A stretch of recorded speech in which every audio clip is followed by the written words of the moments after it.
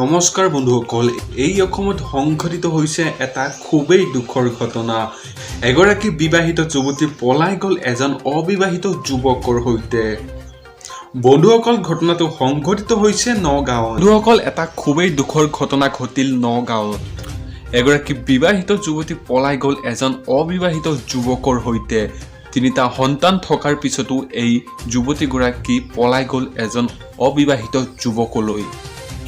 যুৱতীগৰাকী পুৰুষজনক sleeping tablet খুৱাই পলাই গ'ল এইগৰাকী যুৱতী।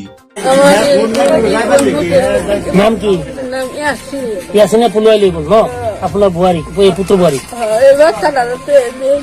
পোৱালিটোৱে বেছি গ'ল। টেবলেট খুৱাইছে।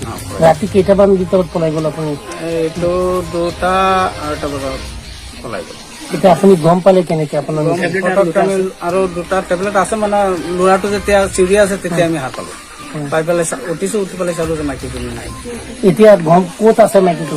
এতিয়া আমাৰ ঘৰৰ ওচৰতে আছে মাইকী। এই কোনে পলুৱাই নিছে? ইয়াচিনে লৈছে। ইয়াচিন কাৰ ল'ৰা? ইয়াচিন ইন্নচৰ ল'ৰা। বন্ধুসকল, কি ক'ব আপোনালোকে এই ঘটনাটোৰ বিষয়ে? কমেণ্ট কৰিব। ধন্যবাদ।